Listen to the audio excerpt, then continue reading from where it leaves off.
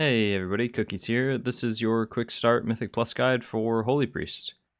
Jumping right in, we'll talk about the talents. For a TLDR, this is the talents that you're going to want to be running in most Mythic Plus dungeons.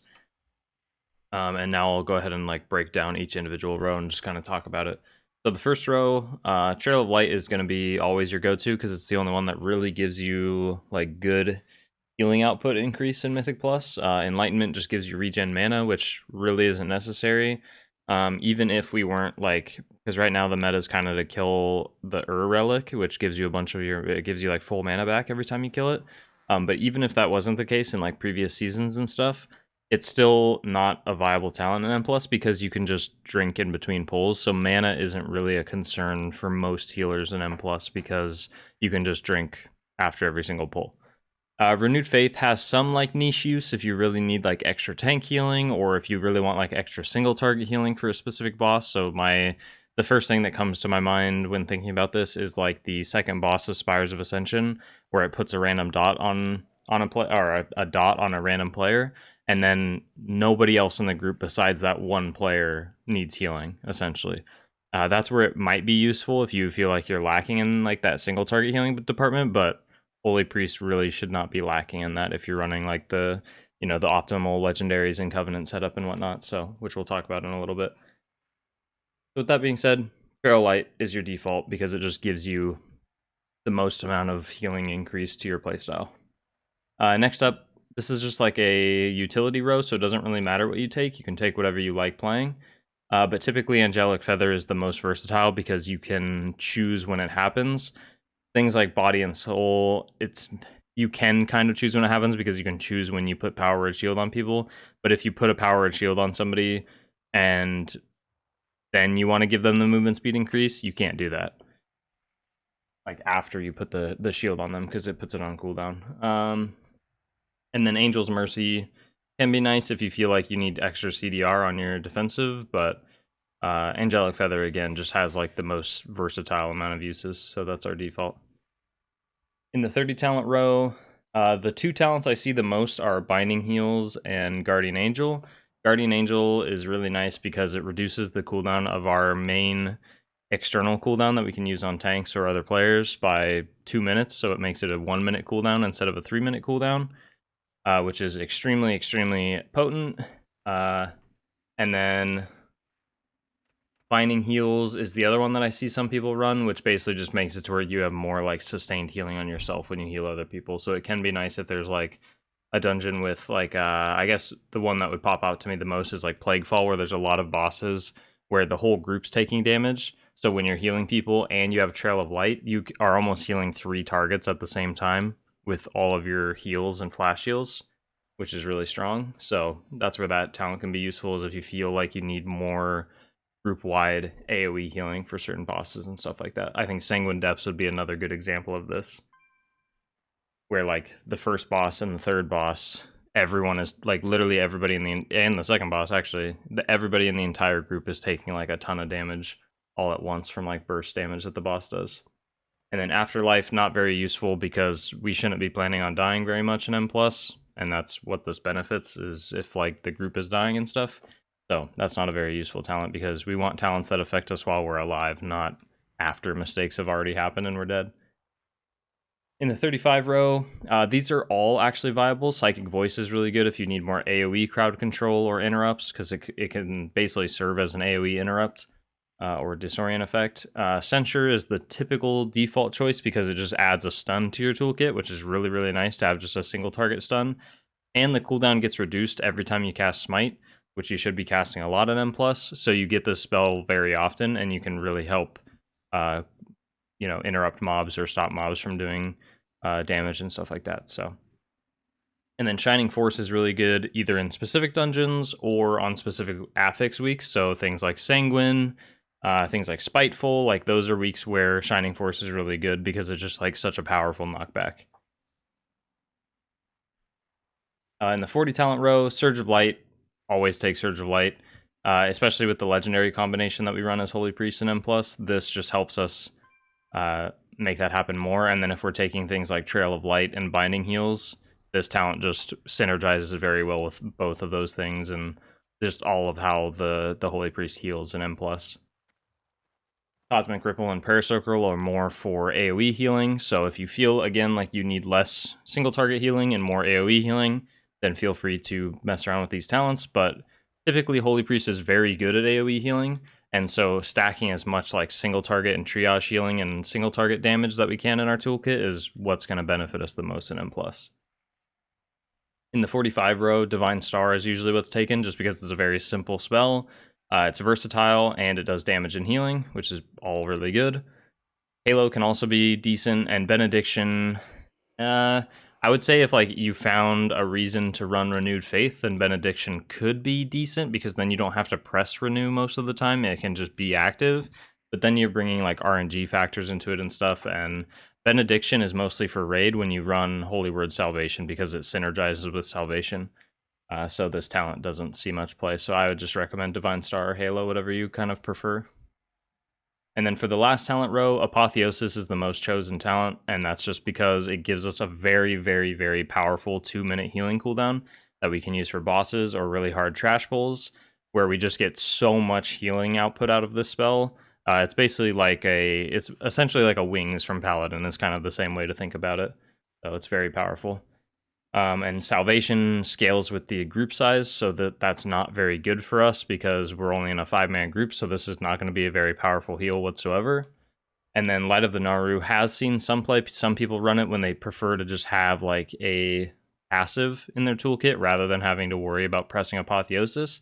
So if you find yourself running Apotheosis but never pressing it because you don't really know when is useful, or you don't feel like you need to press it very often, then maybe just run Light of the Naru, because it just essentially gives you some kind of benefit just in a passive form, so you don't have to think about it very much. Cool, so that is all the talents. Now for Covenant and Legendaries, Kyrian and Flash Concentration are going to be your main choices. Kyrian with double Legendaries unlocked does the most damage out of any Covenant by a mile. Like, you will do so much more damage than any other Holy Priest running any other Covenant. So Kyrian is definitely the go-to choice for M+, and then alongside that, Flash Concentration is basically the legendary you'll run no matter what Covenant you play. And with that being said, you can play any Covenant. Any Covenant, like all the other Covenants outside of Kyrian, are pretty much equal in that they're just utility Covenants and they don't offer too much synergies and stuff like that.